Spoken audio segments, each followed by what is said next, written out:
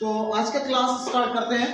कल का पहले हम लोग रिपीट करेंगे। कल हम लोगों ने एनवायरनमेंट का फर्स्ट क्लास किया था, उसमें हमने क्या बताया था आपको कि कैसे मानव और पर्यावरण के बीच का संबंध था। मानव और पर्यावरण के बीच का संबंध कैसा था। सबसे पहले कहाँ से स्टार्ट करें, कौन सा पीरियड स्टार्ट हुआ था हमारा? हंटिंग एंड फूड गैदरिंग, यानी कि आखेट एवं भोजन संग्रह काल। ठीक है। Yes sir.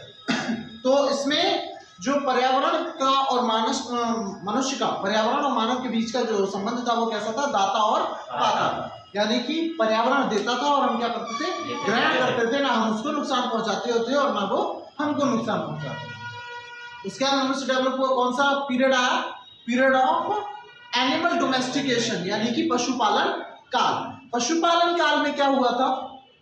मनुष्य ने पशुओं को हाँ बहुत बढ़िया पालना शुरू किया, और जो रिलेशन था मानव और प्रकृति के बीच का वो कैसा था? फ्रेंड रिलेशन था। तीसरा कौन सा आता है आपका? Plants domestication. ठीक है, या फिर एग्रीकल्चरल पीरियड, जिसे हम क्या कहते हैं? कृषि काल कहते हैं। ठीक, तो इसमें क्या हुआ था? कौन सी कृषि की टेक्निक सबसे पहले स्टार्ट करी थी? Shifting cultivation. ठीक है, यानी कि घूम कृषि। ठीक है, उसके बाद कब पहली इंडस्ट्री लगी? 1860। पहला धातु कौन सा यूज किया? कॉपर। जब कहाँ से स्टार्ट हुई थी कृषि? अफगानिस्तान से धीरे धीरे शिफ्ट होते हुए कहाँ आए थे? उत्तर प्रदेश एवं बिहार। वहां पर क्या मिला था? आयरन, लोहा। ठीक है, FeO की प्राप्ति हुई। ठीक, उसके बाद से मनुष्य का प्रभाव कैसा हो गया? 1860 में इंडस्ट्री लगने के बाद शत्रु, मनुष्य और प्रकृति के बीच का प्रभाव कैसा हो गया? शत्रु, क्योंकि क्या आ गया था? प्रदूषण उत्पन्न होने लगा था। ठीक है, अब प्रदूषण के जो मैंने प्रभाव बताए थे वो कितने टाइप के बताए थे? दो प्रकार के। ठीक है, कौन कौन से थे? Direct effect and indirect effect. ठीक है, कौन कौन से थे? Direct effect, indirect effect. Direct effect को मैंने बताया था, ये कैसा है? शॉर्ट टाइम इफेक्ट होता है, यानी कि जल्दी आपको पता लग जाता है। इसको हिंदी में कहते हैं प्रत्यक्ष प्रभाव। ठीक है, और इनडायरेक्ट इफेक्ट क्या होता है? लॉन्ग टाइम इफेक्ट होता है, धीरे धीरे आपको इसके बारे में पता लगता है, और इसको हम हिंदी में कहते हैं अप्रत्यक्ष प्रभाव। तो आज जो हम टॉपिक पर बात करेंगे वो इन्हीं दोनों पर बात करेंगे कि डायरेक्ट इफेक्ट क्या होता है, इनडायरेक्ट इफेक्ट क्या होता है, किस किस तरीके से डायरेक्ट इफेक्ट होते हैं, किस किस तरीके से इनडायरेक्ट इफेक्ट होते हैं। तो चलिए वीडियो स्टार्ट करते हैं, क्लास स्टार्ट करते हैं। सबसे पहले बात करेंगे हम डायरेक्ट इफेक्ट की। ठीक है, किस चीज की बात करेंगे? डायरेक्ट इफेक्ट की। अगर हिंदी बोले तो क्या कहलाता है? प्रत्यक्ष प्रभाव। ठीक है, जो कि कैसा इफेक्ट है? यह क्या है? शॉर्ट टाइम इफेक्ट है। कैसा इफेक्ट है? Short time effect. Short time effect का मतलब कम समय में, यानी कि शॉर्ट टाइम का मतलब ये होता है क्या? कम समय में इसका प्रभाव आपको पता लग जाएगा। ठीक है, तो ये क्या होता है? Short time effect. Short time effect यानी कि डायरेक्ट इफेक्ट का जो सबसे पहला काम था वो था चेंज इन लैंड यूज। ठीक है, क्या था? Change in land use. Land का मतलब जानते हैं? पृथ्वी। यूज का मतलब प्रयोग, यानी कि पृथ्वी को प्रयोग करने का जो तरीका था वो क्या हो गया? बदलने लगा। पहले क्या करते थे भाई? सबसे पहले तो केवल दाता पाता का रिलेशन आया, उसके बाद हमने पशु पाले, उसके बाद हमने क्या स्टार्ट किया? पृथ्वी के साथ सबसे पहली छेड़छाड़ क्या की? कृषि प्रारंभ करी, जंगलों को जलाकर। ठीक है, धीरे धीरे क्या हुआ? जब मैंने बताया था आपको कि मनुष्य जब कहाँ आया? उत्तर प्रदेश और बिहार के क्षेत्र में, तो उसको क्या मिला? आयरन। तो आयरन ऐसा तो है नहीं कि खुला पड़ा था, आयरन को खुला तो पड़ा नहीं था। क्या था? गुफाएं पाई गई। ठीक है, क्या किया? गुफाएं पाई गई, जिसमें क्या कराई गई? माइनिंग कराई गई, यानी कि खदानों को खोदा गया। तो पहला जो आया चेंज इन लैंड यूज, यानी कि क्या स्टार्ट हो गई? माइनिंग स्टार्ट हो गई थी। क्या स्टार्ट हो गया था? माइनिंग। गुफाओं को, खदानों को खोदना शुरू कर दिया, पृथ्वी को खोदना शुरू कर दिया। तो उसकी वजह से भी क्या हुआ? एक प्रदूषण उत्पन्न हुआ। ठीक है, आप पृथ्वी को पूरी तरीके से खोद रहे हो, उसको खोखला कर रहे हो, तो वहां से भी क्या होता है? प्रदूषण उत्पन्न होता है। क्योंकि माइनिंग में ऐसा तो है नहीं, छेनी हथौड़ी से कब तक खोदते रहेंगे, बहुत सारी मशीनों का यूज होता है, आप लोग देखते होंगे। तो उसकी वजह से क्या होता है? प्रदूषण उत्पन्न होता है। दूसरा जो था, दूसरा पॉइंट यहां से जो चेंज इन लैंड यूज में आता है वो क्या आता है?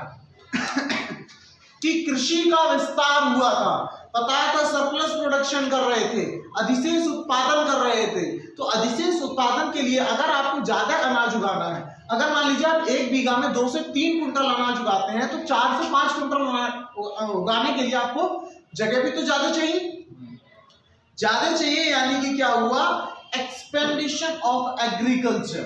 ठीक है, एग्रीकल्चर क्या हो गया, एक्सपेंड हो गया। जो कृषि की भूमि थी उसका क्या हो गया, विस्तार हुआ, उसकी जगह जो थी वो बढ़ गई।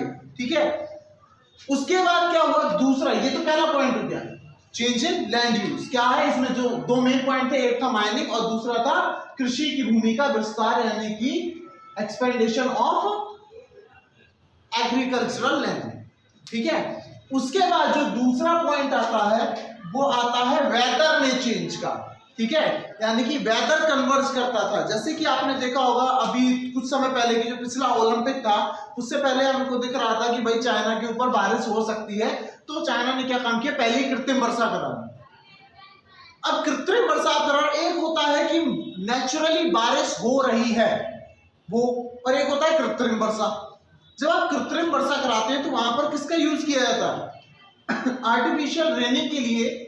आर्टिफिशियल रेनिंग का मतलब तो जानते होंगे, बादल बन रहे हैं, आपको दिख रहा है कि ये भाई आज से 10-15 दिन बाद बरसेंगे, तो क्या होता है, अब आपको 10-15 दिन बाद मान लीजिए कोई ऐसा प्रोग्राम है, राष्ट्रीय कोई प्रोग्राम है, 15 अगस्त या 26 जनवरी पे कभी देखा लाल किले के आसपास बारिश हो रही है बहुत ज्यादा। ठीक, रीजन क्या होता है कि अगर उनको दिख रहा है कि यहाँ ऐसा कुछ हो रहा है तो कृत्रिम वर्षा करा दी जाती है। पहले हवाई जहाज की सहायता से क्या होता है, वहां पर AGI क्या होगा पूरा बताओ, AGI-2। ठीक है, AGI-2 जिसको हम कहते हैं सिल्वर आयोडाइड। क्या नाम होता है इसका,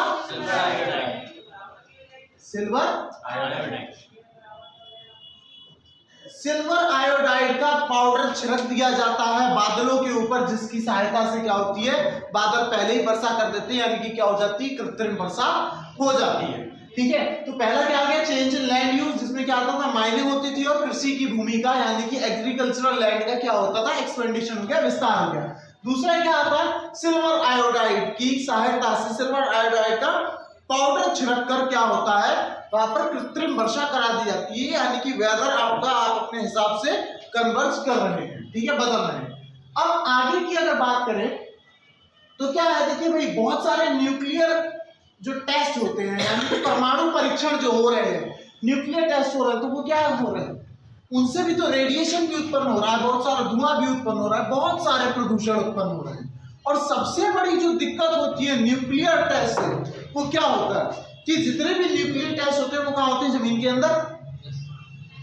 अब मान लीजिए ये आपकी एक भूमि है, ये भूमि है, इस जगह पर जो है यहां पर पानी भरा हुआ है, यह है समुद्र का पानी। क्या है, समुद्र का पानी, यानी कि कह सकते हैं इसे ओशियन। क्या है, समुद्र का पानी भरा हुआ है, और इस भूमि के नीचे जो क्या है वो पीने वाला जल भरा हुआ है। यहाँ कौन सा जल भरा है, पीने वाला जल, जो हम लोग इस्तेमाल करते हैं। ठीक है, अब यहाँ पर दो चीजें एक साथ समझना। क्या है, जैसे आपने देखा होगा कि पहले के टाइम पर क्या था कि यहाँ पर जो जल भरा हुआ होता था, नॉर्मली क्या होता था, कुएं होते थे, कुएं से पानी निकालने में मेहनत लगती थी, तो मनुष्य को जितने पानी की आवश्यकता होती थी उतने ही पानी का वो इस्तेमाल करता था, उतना ही पानी वो कुएं से निकालता था। आज के टाइम में तकनीक का इतना विकास हो गया है कि क्या हो रहा है आपने बटन दबाया, मोटर ऑन करी, उठा के पानी उसने बाहर फेंक दिया, बह रहा है। ठीक है, 2-2 घंटे के लिए बाथरूम में घुस के नहा रहे हैं, पता नहीं क्या कर रहे हैं, लेकिन पानी बह रहा है। क्या होता है, ये पानी ऊपर आ रहा है, ये जो पीने का आपका वाटर था, जो क्लीन वाटर था, जिसको आप यूज कर रहे थे पीने के लिए, जब वो जा रहा है, जो निकल रहा है, तो कोई जगह तो वहां खाली हो रही है, कुछ जगह तो खाली हो रही है। आपने तो क्या काम किया भाई, इस पृथ्वी को हल्का सा खोदा, इसके अंदर पाइप डाला, और यहां से क्या कर दिया, पानी खींचना शुरू कर दिया। तो इस जगह से जब पानी गायब हो रहा है, पानी खत्म हो रहा है, वाटर लेवल नीचे जा रहा है, तो यहां पर ये जगह खाली नहीं हो रही है। ये जो जगह खाली हो रही है, इसको क्या कहते हैं, इसको हिंदी में कहते हैं कोटर। क्या कहते हैं, कोटर, और इंग्लिश में कहते हैं कैविटी। ठीक है, हिंदी में कहते हैं कोटर और इंग्लिश में क्या कहते हैं? कैविटी। कैविटी कहते हैं, ठीक है, कोटर या फिर कैविटी।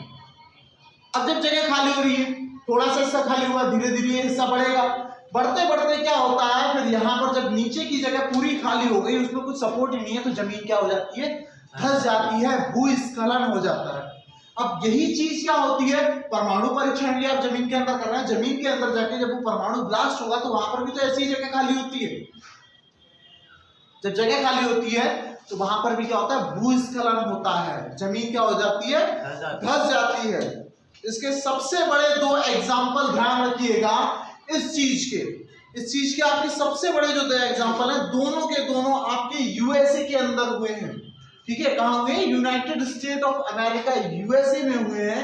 पहला एग्जाम्पल है ब्रुकलिन सिटी के अंदर। ब्रुकलिन सिटी के अंदर कैविटी इतनी ज्यादा क्रिएट हो गई थी कि वो आधे से ज्यादा शहर धंस गया था, ठीक है। कौन सी जगह थी? ब्रुकलिन सिटी, ठीक है।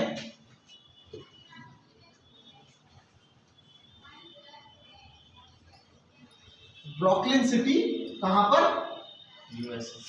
यूएसए में, ठीक है। पहला एग्जांपल कहां पर आ गया आपका? ब्रुकलिन सिटी यूएसए के अंदर आ गया। और दूसरा एग्जांपल किसी को पता है? एक वैली है यूएसए के अंदर, ठीक है। नाम आप लोग पता करके आएंगे, पहले थोड़ा सा आप भी रिसर्च कीजिए, मैं बता दे रहा हूं। यूएसए के अंदर ही एक वैली है, कौन सी वैली है इसका नाम आप पता करके आएंगे।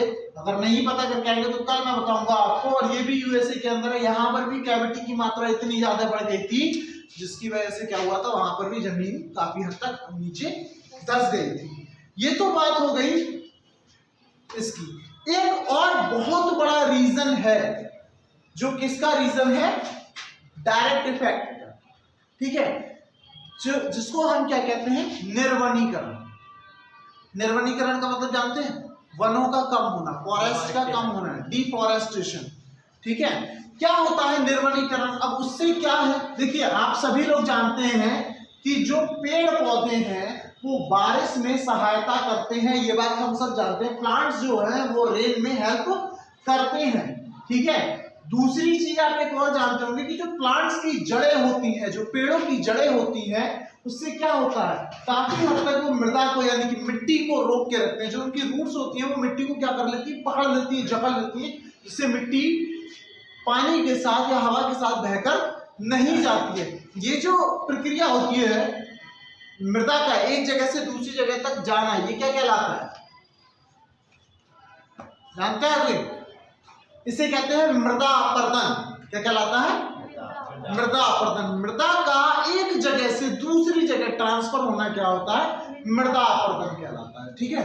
तो पेड़ों का क्या खासियत है, वनों की जो खासियत है वो क्या है पेड़ों पौधों की, कि पहली बात तो ये बारिश में सहायता करते हैं, ठीक है, जिससे हमारे भूमि के अंदर की जो कैविटी जो अभी मैंने बताया था वो काफी हद तक जो पानी रिजर्व होता रहता है तो वो भरती रहेगी। दूसरी चीज क्या होता है? मृदा अपरदन को रोकते हैं, मिट्टी को एक जगह से दूसरी जगह जाने से रोकते हैं, क्योंकि उनकी जो जड़ें होती हैं वो मिट्टी को पकड़ कर रखती हैं। लेकिन जैसा कि मैंने बताया कि क्या हुआ था, एग्रीकल्चरल फील्ड का एक्सपेंडेशन हुआ था, यानी कि जो कृषि की भूमि थी वो बढ़ रही थी, और साथ साथ जनसंख्या भी इतनी ज्यादा वृद्धि हुई है कि क्या है कि जो मकान वगैरह है वो भी ज्यादा बन रहे हैं, ठीक। तो बहुत सारे वनों का कटान हो रहा है। जिस जगह अभी आप रहते होंगे, आज से अगर आप 20 साल 50 साल पहले देखेंगे तो वहां सब में क्या था? जंगल था। अब वहां आसपास में कहीं आपको जंगल दिखाई नहीं देगा, क्योंकि सारा जंगल क्या होता है? कट चुका होता है। तो निर्वनीकरण से क्या नुकसान है? पहली बात तो मृदा अपरदन होता है। अब मृदा अपरदन होता है तो होता क्या है कि एक चित्र को दो हिस्सों में देखेंगे। मान लीजिए एक नदी है, ठीक है, बड़े ध्यान से समझिएगा। एक नदी है, इस तरीके से बह रही है। आपने देखा ना, बाढ़ आती है, होता क्या है, बारिश हुआ इसमें ये पानी बह रहा है, ठीक है, पानी बह रहा है। बारिश हुई तो जो मिट्टी के साथ जो अवसाद आते हैं, मिट्टी आती है पानी के साथ बह के, आपने वन काट दिए तो मृदा अपरदन को कौन रोकेगा? तो जो पानी के साथ मिट्टी बहकर आती है वो यहाँ पर आके, मान लीजिए यहाँ पर क्या है, एक डैम बना हुआ है, और यहाँ आकर या कहीं भी आकर ये मिट्टी जो है इस तरीके से ये इकट्ठी होने लगती है। जब मिट्टी इकट्ठी हो गई तो भाई पानी आ रहा है खूब तेज बारिश में, साथ साथ मिट्टी इकट्ठी हो रही है, जगह तो उतनी ही है, मिट्टी की वजह से वो जगह क्या हो जाती है, भरना शुरू हो जाती है। धीरे धीरे वो भरना शुरू होती है कि पानी क्या होता है, ओवरफ्लो होने लगता है। क्या होने लगता है, ओवरफ्लो होने लगते हैं, जिसकी वजह से क्या आता है, बाढ़ आती है। पूरा क्षेत्र बढ़ा लेता है अपना, ओवरफ्लो होने लगता है और क्या आ जाती है, बाढ़ आ जाती है। ठीक है, अब समझिएगा इसी चीज को दूसरे चित्र से देखेंगे। मान लीजिए ये है नदी की गहराई, ये क्या है, नदी की गहराई है। जो अवसाद थे, जो मिट्टी वगैरह और चीजें आती हैं जो पानी के साथ बहकर वो यहां पर इकट्ठा होना शुरू हुई। इस तरीके से यहाँ पर बहुत सारी चीजें यहाँ पर इकट्ठा होना शुरू हो गई। अब उसकी वजह से क्या होगा कि ये जगह क्या होने लगी, देखो इतनी जगह कम हो गई, जितना आपने ये बढ़ गया इतनी जगह कम हो गई, पानी उतना ही आ रहा है, तो ये पानी यहां से क्या होने लगेगा, ओवरफ्लो होने लगता है। क्या होने लगता है, ओवरफ्लो होने लगता है। फिर दूसरी चीज भाई एक बात सोचिए, अगर आपके पास कोई चीज आकर इकट्ठी होती रहे तो क्या आपके ऊपर उसका वजन नहीं पड़ेगा। ये जो अवसाद इकट्ठे होते हैं इनका जो पूरा वेट है, जो पूरा प्रेशर आता है वो जमीन के ऊपर आ जाता है। जब प्रेशर आता है तो जमीन पे एक आपकी परेशानी और खड़ी हो जाती है कि यहां से भूकंप आने की जो संभावना है वो बहुत हद तक बढ़ जाती है। एक तो बाढ़, दूसरा भूकंप। ठीक है, तो डिफॉरेस्टेशन के बहुत सारे आपके कारण है, इसकी वजह से आपको बहुत सारे नुकसान होते हैं। पहली बात तो क्या होती है, बारिश कम होती है, कैविटी की मात्रा बढ़ जाती है क्योंकि पानी रिजर्व नहीं हो पाता, पानी वापस नहीं जा पाता, कैविटी की मात्रा क्या हो जाती है, बढ़ जाती है, तो भूस्खलन हो सकता है। दूसरी बात, मृदा अपरदन की वजह से जो मृदा यानी कि मिट्टी जो पानी के साथ बह के आएगी और भी जो चीजें बह के आएंगी वो क्या होती हैं, नदियों में जाके इकट्ठी होती है, जिसकी वजह से बाढ़ भी आ सकती है और भूकंप भी आ सकता है। तो इतनी चीज क्लियर हुई। ये था क्या, डायरेक्ट इफेक्ट, ये सीधे सीधे आपको दिखाई दे रहे हैं कि हाँ भाई इस वजह से ये काम होता है। अब बात जो हम अगला टॉपिक करेंगे वो हमारा क्या होगा, इनडायरेक्ट इफेक्ट। ठीक है, क्या होगा, इनडायरेक्ट इफेक्ट, जिसको हिंदी में हम क्या कहते हैं, अप्रत्यक्ष प्रभाव। ठीक है, इनडायरेक्ट इफेक्ट यानी कि अप्रत्यक्ष प्रभाव। तो इनडायरेक्ट इफेक्ट क्या होते हैं, आज इसके बारे में भी, इस टॉपिक पे भी बात करते हैं। कोई बता सकता है किसी के माइंड में कोई इनडायरेक्ट इफेक्ट आ रहा हो तो? कल जो मैंने एग्जांपल दिया था वो छोड़ के बताइएगा। इनडायरेक्ट इफेक्ट यानी कि अप्रत्यक्ष प्रभाव, ये कैसा होता है, लॉन्ग टाइम इफेक्ट होता है। कैसा होता है, लॉन्ग टाइम इफेक्ट होता है, यानी कि बहुत समय बाद आपको पता लगेगा कि प्रदूषण हमारे ऊपर प्रभाव डाल रहा है, इफेक्ट डाल रहा है। ठीक है, तो ये क्या कहलाता है, लॉन्ग टाइम इफेक्ट होता है, इनडायरेक्ट इफेक्ट। अब बात आती है कि इनडायरेक्ट इफेक्ट में क्या चीजें आती हैं, ये बता सकता है? एक डायग्राम में पूरा ये खत्म करेंगे इनडायरेक्ट इफेक्ट। एक डायग्राम से पूरा समझेंगे, बहुत अच्छे से समझना, लेकिन उससे पहले आप बताइए कि कोई भी एक चीज आपके माइंड में जो आ रही हो कि ये इनडायरेक्ट इफेक्ट हो सकता है, बताइए। नहीं पता, कोई भी नहीं, किसी को नहीं पता? चलिए मैं बताता हूं आपको। खाना खाते हैं सभी लोग, खाते हैं, क्या खाते हैं, फल खाते हो, सब्जी खाते हो, गेहूं चावल यही चीजें तो खाते हो, गेहूं की रोटी खाते हैं, चावल खाते हैं, मक्का बाजरा यही सब चीजें खाते हैं, सब्जियां खाते हैं, फल खाते हैं, और तो कुछ नहीं खाते ना एक्स्ट्रा। अभी आजकल के बच्चे जो पिज्जा और मोमो वगैरह खाने लगे हैं वो अलग चीज है। ठीक है, खाते हो आप लोग भी, हम भी खाते हैं कभी कभी, लेकिन मेन क्या है हमारा, फल सब्जियां वगैरह। पहले के जमाने में जो बीज आते थे वो कैसे होते थे, ओरिजिनल। ठीक है, अब कैसे आते हैं भाई, अधिशेष उत्पादन करना है, चीज वहीं से स्टार्ट होगी पहले क्लास से। अधिशेष उत्पादन करना है यानी कि आपको अगर सरप्लस प्रोडक्शन करना है, उत्पादन की मात्रा को बढ़ाना है, तो अब बीज कैसे आते हैं, केमिकल का प्रयोग हो रहा है, केमिकल का प्रयोग हो रहा है, बहुत सही। और बीज कैसे, मैं बीज की क्वालिटी पूछ रहा हूँ, कैसे आते हैं, उनमें दवाई वगैरह लगा के तभी उन्हें जल्दी उसका उत्पादन करते हैं। हाँ, बीज कैसे होते हैं, हाइब्रिड बीज आते हैं। कैसे हैं, हाइब्रिड। अब आपको हर चीज ऐसी मिलेगी जिसका स्वाद कम और उपज क्या होगी, ज्यादा हो। अब हाइब्रिड बीज आते हैं यानी कि उन्हें हम कहते हैं हाई हेल्डिंग वैरायटी सीड्स, HYB। ठीक है, हाई हेल्डिंग वैरायटी सीड्स, ठीक है, HYB। इस तरीके के सीड्स आते हैं। इसमें क्या होता है भाई ये हाई हेल्डिंग जो सीड्स होते हैं वो क्या होता है? सबसे पहली चीज तो आप क्या कर रहे हैं कि भूमिगत जल, यानी कि जो अभी मैंने आपको बताया था कि मोटर लगाया, जनरेटर चलाया, इंजन चलाया और पानी चालू, भूमिगत जल का प्रयोग कर रहे हैं या फिर आप क्या कर रहे हैं? नहर के पानी का प्रयोग कर रहे हैं। क्या कर रहे हैं? नहर के पानी का प्रयोग कर रहे हैं। ठीक है, इससे क्या कर रहे हैं आप? इन दोनों से मिलाकर सिंचाई कर रहे हैं। सिंचाई को इंग्लिश में क्या कहते हैं?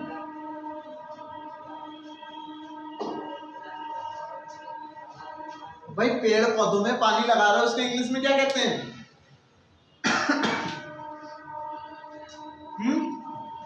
नहीं पता? पता करके आएंगे, ये ऐसी छोटी छोटी चीजें।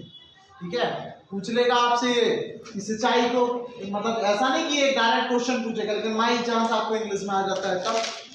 ठीक है, दूसरी चीज क्या आ रहा है कि भाई इसमें आप क्या डाल रहे हैं? यूरिया, उर्वरक। ठीक है, जिससे क्या होता है, जैसा कि ये बता रही थी किरण अभी, क्या बताया था बेटा? बहुत सारे केमिकल्स डालते हैं जिससे कि उत्पादन जल्दी होता है, ज्यादा अच्छा फल होता है, लेकिन वो केवल देखने में अच्छा है, उत्पादन ज्यादा है, खाने के लिए अच्छा नहीं है। ठीक है, उर्वरक डालते हैं। ठीक है, और क्या? बहुत सारी मशीनों का प्रयोग भी होता है ना आजकल, मशीनों का प्रयोग भी आप इसके लिए कर रहे हो, उर्वरक भी आप इसमें डाल रहे हो। ठीक है, अब क्या होता है कि यहां से बारिश का पानी, फिर से बारिश पे आते हैं, बारिश का पानी जो आएगा वो कहां जाएगा? नहर में। जो बारिश का पानी आएगा वो खेत से होता है, वो कहां जाएगा? नहर में, या फिर मिट्टी उसे अपने अंदर सोख लेगी, यानी कि वापस चला गया भूमिगत जल में। लेकिन अपने साथ क्या लेकर गया? उर्वरक। जो आपने उस खेत में डाला था, उस मिट्टी में मिलाया था, वो उर्वरक अपने साथ लेकर गया, और इसी पानी को, ये जो जमीन के अंदर जाकर स्टोर हो रहा है, इसमें अब क्या मिल चुका है? उर्वरक, यानी कि खाद, यानी कि केमिकल्स बहुत सारे इसके अंदर मिक्स हो रहे हैं। इसी पानी को तो आप पियोगे निकाल के, यही आपका क्या है? पेयजल, यानी कि कौन सा वाटर? ड्रिंकिंग वाटर है। बहुत सारे रासायनिक पड़ते हैं। एक चीज और, आजकल अगर फसलों में कोई भी कीड़ा लग जाए तो क्या डालते हैं? कीटनाशक डालते हैं, बहुत सारी दवाइयां आप उसके अंदर डालते हैं, तो वो भी तो सारी की सारी इसके अंदर जा रही है ना। जो भी आप यूरिया वगैरह यूज कर रहे हैं या जो भी आप कीटनाशक यूज कर रहे हैं, वो खेत से कहां जा रहा है? आपके पेयजल, जमीन के अंदर।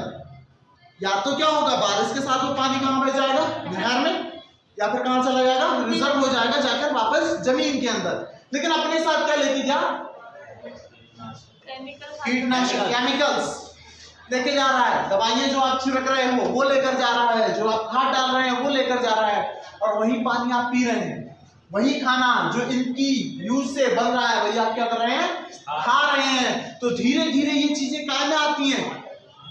इनडायरेक्ट इफेक्ट में तो आती है। धीरे धीरे ये चीजें हमारी फूड चेन में आना शुरू हो जाती हैं, और हल्की हल्की ये हमको क्या करती हैं? बीमार करती हैं। डायरेक्टली होता क्या है? डॉक्टर क्या कहता है? भैया आप जाएंगे डॉक्टर के पास कि सर वीकनेस लग रही है मेरे को, कमजोरी लग रही है मेरे को, ये दिक्कत हो रही है, वो दिक्कत हो रही है, वो आपसे सीधे क्या कहेगा? हरी सब्जियां खाओ, हेल्थी फूड्स खाओ। भाई कहां से खाएं? जो उग रहा है वही खराब है, जो उग रहा है वही खराब है। लेकिन क्या होता है? ये धीरे धीरे हमको बीमार करता है। डायरेक्टली इसका इफेक्ट हमको दिखाई नहीं दे रहा है कि जो सेब बन रहा है भाई, वो आप क्या है, आज के टाइम पे आप 12 महीने कोई सा भी फल, कोई सी भी सब्जी ले लो, लेकिन हर चीज का एक सीजन होता है। सीजन के बाहर वो उग रहे हैं HYV सीड्स की वजह से, उनमें यूरिया डाल रहे हैं, कीटनाशक डाल रहे हैं, कुछ भी कर रहे हैं, उनको उगा रहे हैं और लोग खा रहे हैं। लेकिन क्या वो हेल्दी है? नहीं है। लेकिन उसका इफेक्ट कब पता लगता है? After a long time period, बहुत लंबे समय बाद आपको उसका इफेक्ट पता लगता है, क्योंकि वो डायरेक्टली आपको इफेक्ट नहीं कर रहा है, क्योंकि वो जब वो पूरी तरह से प्रभाव डाल चुका होता है तभी हम। हाँ बिल्कुल, वो डायरेक्टली आपको इफेक्ट नहीं कर रहा है। वो कैसे इफेक्ट कर रहा है आपको? Indirect way. आपने तो इसलिए उगाया कि भाई यूरिया डाल दो, दवाई डाल दो, कीड़ा मकोड़ा नहीं लगेगा, फसल कैसी हो जाएगी? अच्छी हो जाएगी, मेरा जो है प्रोडक्शन क्या हो जाएगा? इंक्रीज हो जाएगा। लेकिन आपने ये नहीं देखा कि ये हमको नुकसान कितना पहुंचाएगा, क्योंकि वो नुकसान आपको तुरंत के तुरंत दिखाई नहीं देता है। वो क्या होता है? इनडायरेक्ट। ठीक है, तो समझ में आ गया। अच्छा, कौन कौन से उर्वरक एक कीटनाशक का यूज किया जाता है, कोई बता सकता है? यूरिया है, जिंक यूरिया है। यूरिया में क्या क्या होता है?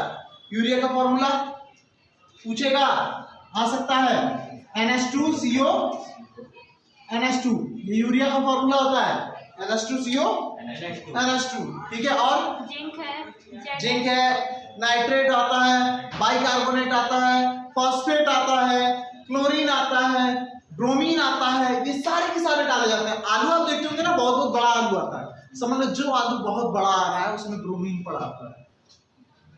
बड़े चाव से व्रत है, क्या खाएंगे? आलू खाएंगे, है ना? क्या होता है? ये यूरिया और कीटनाशक खा रहे हो, वो जो तुमको लगता है कि वो हमको बहुत स्वस्थ करेगा, वो जो फल जो आप खाते हैं, क्या है भाई, तबीयत वीकनेस हो रही है, लो केला खा लो, सेब खा लो। आज के टाइम में केला क्या होता है? कार्बेट लगा दिया, पका दिया, मतलब वो समय से पहले पक जाता है, तो वो भी क्या होता है आपके लिए हानिकारक है, क्योंकि केमिकल लगा के ही तो पकाया जा रहा है। ठीक है, वो क्या है आपके लिए हानिकारक है, लेकिन उसका इफेक्ट हमको जल्दी पता नहीं लगता है, क्योंकि वो क्या होता है इनडायरेक्ट। तो इतनी चीज क्लियर हुई कि डायरेक्ट इफेक्ट क्या होता है और इनडायरेक्ट इफेक्ट क्या होता है। अब बात करते हैं इसके आगे जो हम बात करेंगे वो करेंगे कि डेवलपमेंट क्या है। अगर विकास की बात करें किसी भी चीज का, तो विकास क्या है? मनुष्य ने विकास किया इतना ज्यादा करके कि हो सकता है मैंने आने वाली पीढ़ियों के लिए हमने कुछ छोड़ा ही ना हो। कोयला खत्म करने वाले हैं हम ही लोग, आने वाली पीढ़ी को पता लगेगा। आज से 20 साल पहले जो चीजें हम लोग यूटिलाइज करते थे, क्या आज के टाइम पर वो चीजें हैं? बहुत सारी चीजें कम हो गई, बहुत सारी चीजें खत्म हो गई। तो विकास का मतलब क्या है? कंटिन्यूअस डेवलपमेंट क्या होता है? सतत विकास क्या होता है? अगला टॉपिक हमारा ये रहेगा। ठीक है, उसके बारे में हम कब बात करेंगे? कल बात करेंगे। आज जो हमने एक बार पढ़ा है उसके लिए क्या करते हैं, रिवाइज करते हैं शॉर्ट में। सबसे पहले हमने क्या पढ़ा आज? डायरेक्ट इफेक्ट क्या होते हैं। ठीक है, डायरेक्ट इफेक्ट जो पॉल्यूशन के एनवायरनमेंट के ऊपर पढ़ रहे हैं वो क्या है? सबसे पहला क्या बताया था मैंने? चेंज इन लैंड यूज, यानी कि जो भूमि है उसके यूज में जो चेंजेस आए। क्या है? पहला, माइनिंग स्टार्ट हो गई, खदानें खुद रही हैं, बहुत सारी कोयला निकल रहा है, हीरे निकाल रहे हो, सब चीजें निकाल रहे हैं, पेट्रोलियम निकाल रहे हो, बहुत सारी चीजें निकाल रहे हो, माइनिंग स्टार्ट हो गई। दूसरा, एक्सपेंडेशन हो गया किसमें? एग्रीकल्चरल लैंड में। ठीक है, जो एग्रीकल्चरल लैंड थी, खेती बाड़ी की जमीन थी, वो क्या हो गई? बहुत ज्यादा बढ़ा दी गई। कहाँ मनुष्य कृषि काल के अंदर जो हमने स्टार्ट करी थी शिफ्टिंग कल्टीवेशन, क्या कर रहा था? थोड़ा सा जंगल जला रहा था और उसका यूटिलाइजेशन कर रहा था। आज के टाइम पर क्या है? बहुत अधिक जमीन में क्या हो रहा है? खेती कर रहा है। ठीक है, जो ज्यादा उत्पादन होता है उसको क्या कहते हैं? अधिशेष उत्पादन। हाँ, अधिशेष उत्पादन, इंग्लिश में सरप्लस प्रोडक्शन। क्या कहते हैं? Surplus production. बहुत अच्छी बात है। तो पहला चीज समझ में आ गई। दूसरा क्या था? Weather conversion. वेदर कन्वर्जन का सबसे बड़ा एग्जांपल,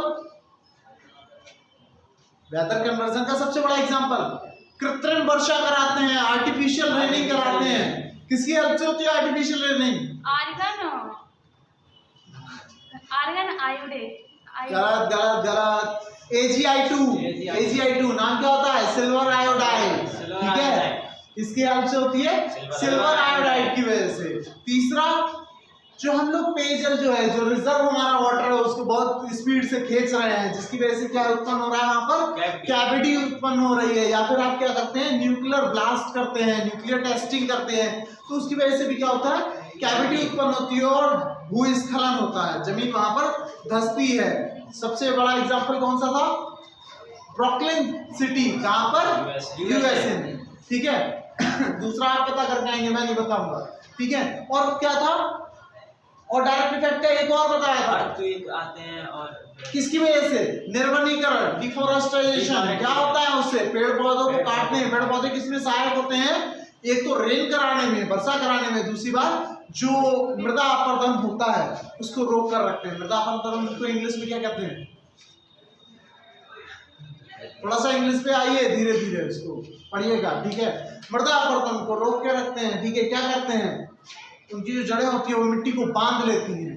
ठीक है। और उसके बाद जब पेड़ पौधे कट रहे हैं तो क्या हो रहा है, पानी के साथ बहकर वो चीजें कहाँ आ रही है, नदियों में, नहरों में आ रही है, जिसकी वजह से क्या होता है वहां पर जो अवसाद होते हैं, ठीक है, वो क्या होते हैं, इकट्ठे हो जाते हैं, जो मटेरियल्स आता है वाटर के साथ वो इकट्ठा हो जाता है, जिसकी वजह से क्या होता है, ओवरफ्लो हो जाता है, वाटर का ओवरफ्लो हो जाता है और क्या आ जाती है, बाढ़ आ जाती है। दूसरा क्या होता है, जब वो इकट्ठे होते हैं तो वो अर्थ के ऊपर क्या करते हैं, प्रेशर डालते हैं, जिसकी वजह से क्या आते हैं, अर्थक्वेक्स यानी कि भूकंप आते हैं। ये तो हो गया क्या, डायरेक्ट इफेक्ट। इनडायरेक्ट इफेक्ट की बात बताया तो मैंने बताया था कि एक में पूरा देखेंगे कि आप क्या यूज कर रहे हैं, हाई यील्डिंग वैरायटी सीड्स का यूज कर रहे हैं, यानी कि इसको हम क्या कहते हैं, हाइब्रिड सीड्स कहते हैं, इनका यूज कर रहे हैं, जिसमें आप क्या कर रहे हैं, बहुत सारे उर्वरक लगा रहे हैं, केमिकल लगा रहे हैं, कीटनाशक लगा रहे हैं, सिंचाई के लिए जल भी यूज हो रहा है, लेकिन वापस इनसे जो बारिश का जल होता है वो कहाँ जाता है, जमीन के अंदर, या तो नहर में वापस चला जाएगा या फिर पेयजल के रूप में, यानी भूमिगत जल जो वाटर रिजर्व हो रहा है अंदर वहां जाता है। तो अपने साथ क्या लेके जाता है, कीटनाशक, यूरिया एंड केमिकल्स, बहुत सारे केमिकल्स अपने साथ लेकर जा रहा है, जो धीरे धीरे कहाँ आ रहे हैं, हमारे फूड चेन में, क्योंकि जो इससे बन रहा है वही तो हम खा रहे हैं, और जो यहाँ रिजर्व हो रहा है वही हम क्या कर रहे हैं, पी रहे हैं, सॉरी ड्रिंकिंग वाटर है यही हमारा, ठीक है। तो ये बहुत सारी चीजें क्या आ रही है, धीरे धीरे हमारे फूड चेन में आ रही है, जो कि कैसा इफेक्ट डालती है, लॉन्ग टाइम इफेक्ट डालती है, जल्दी इफेक्ट नहीं करेगा, धीरे धीरे करके ये हमको क्या करती है, बीमार करती है, हम पर इफेक्ट डालती है, तो ये क्या चलाते हैं, लॉन्ग टाइम इफेक्ट करते हैं, ठीक है। तो आज के लिए इतना ही रखते हैं, इस चीज को क्लियर करिएगा, बाकी का हम लोग कल की क्लास में बात करेंगे। Okay, thank you.